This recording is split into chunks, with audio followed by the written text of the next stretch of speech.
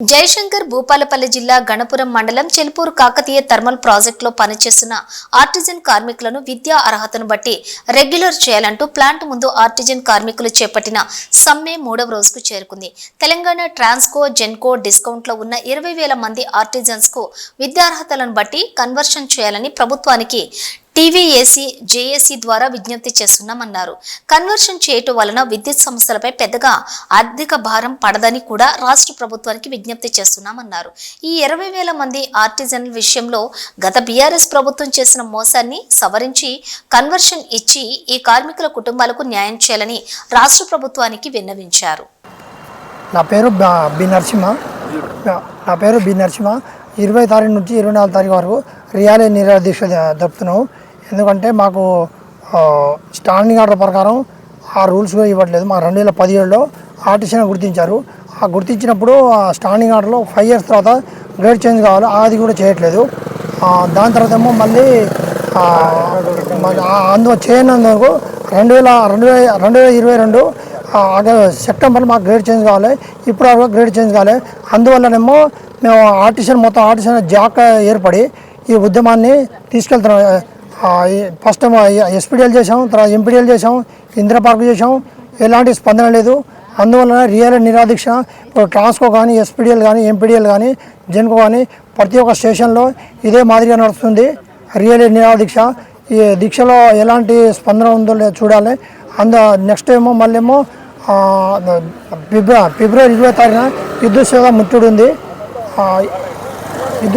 ఉంది. Piliveru Mallaiah, united electricity employees CITU Genco unit రాష్ట్ర ప్రధాన కార్యదర్శి. మేము ఆర్టిజన్గా 2017 లోపల ఆర్టిజన్గా మాకు స్టాండింగ్ ఆర్డర్స్తోని యాజమాన్యం మాకు ఆర్డర్ కాపీలు ఇచ్చిన తర్వాత మళ్ళీ తెల్లారే ఏదో వ్యక్తి కోర్టుకు పోయినని మళ్ళీ రూల్స్ మార్చి మళ్ళీ 2 ఆర్డర్ కాపీ ఇచ్చింది.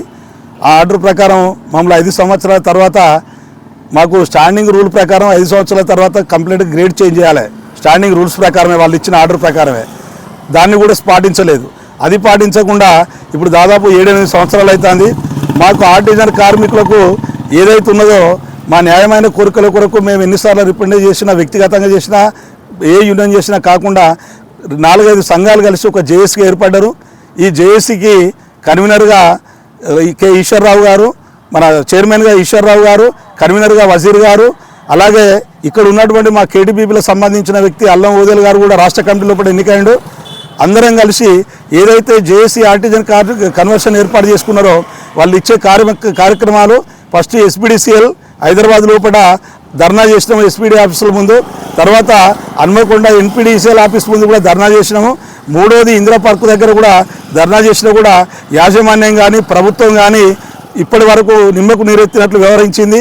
మా న్యాయమైన కోరికలు ఏంటంటే మేము ఆర్టిజన్ కార్మికులు చేసి రిటైర్మెంట్ అయితే మాకు ఎలాంటి గ్రాట్యుటీ లేదు. మేము ఇప్పటి వరకు దాదాపు 200-300 మంది ఆర్టిజన్ కార్మికులు రిటైర్మెంట్ అయ్యి కేవలం ఒక దండ మాత్రం వేసుకొని పోయిన్లు. వారికి ఎలాంటి బెనిఫిట్ జరగలేదు. మేమేమంటున్నామంటే ఆర్టిజన్ కార్మికులను మీరు కన్వర్షన్ చేయడం వల్ల మీ సంస్థకు కానీ మీకు కానీ ₹1 పైన పడది, ఎక్కువ పడది. ఎందుకు పడదు అంటే మేమేం కోరుకుంటున్నామంటే ఈ జెన్కోలో కానీ ట్రాన్స్కోలో కానీ ఎన్పీడీసీఎల్ కానీ ఎస్పీడీసీఎల్ కానీ రెగ్యులర్ ఉద్యోగుల మాదిరిగా మాకు రెగ్యులర్ ఉద్యోగులు గుర్తించి వాళ్ళకి ఎలాంటి అవకాశాలు ఇస్తానో మాకు ఇవ్వాలని కోరుతున్నాం.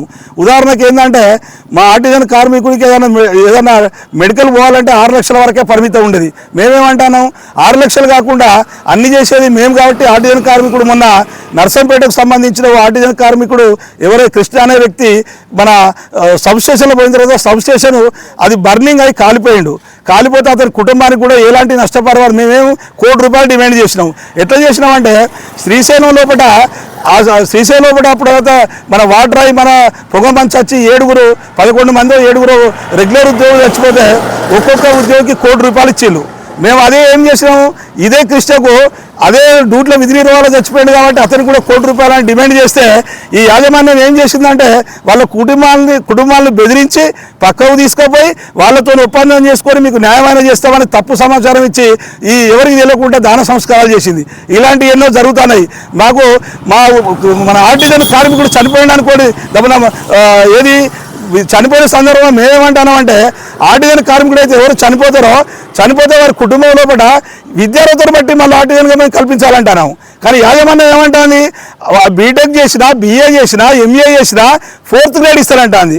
ఒక బీటెక్ చేసిన స్టూడెంట్, ఒక MA చేసిన స్టూడెంట్ వచ్చి ఇక్కడ 4th గ్రేడ్ అంటే సూపర్ గ్రేడ్ చేయలేడు. కాబట్టి యాజమాన్యం ఇప్పుడైనా గుర్తించి మేము యాజమాన్యం డిమాండ్ చేసేది ఏంటంటే, ఏ కార్మికుడు అయితే ఆర్టిజన్ కార్మికుడు చనిపోతాడో ఆ చనిపోయిన కుటుంబంలో కూడా వాళ్ళ విద్యార్థులను బట్టి ఉద్యోగ అవకాశం కల్పించాలంటున్నాం. ఇది న్యాయమైన కోరిక. ఎందుకంటే రెగ్యులర్ ఉద్యోగులకు ఏ మాదిరిగా ఉన్నదో ఆ మాదిరిగా ఇంకేది మాకు మెడికల్ లీవ్స్ కానీ, పోతే సెలవులు కానీ, పోతే మెడికల్ అన్లిమిటెడ్ క్రెడిట్ కార్డు ఇవ్వాలని కోరుతున్నాం.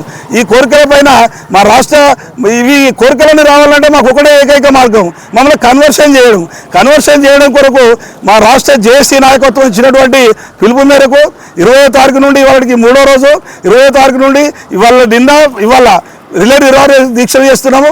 తర్వాత మా రాష్ట్ర కమిటీ ఏదైతే పిలిపిస్తారో ఆ పిలిపించిన ప్రకారం మేము ఈ సమ్మెను కూడా ఉధృతం చేస్తాం.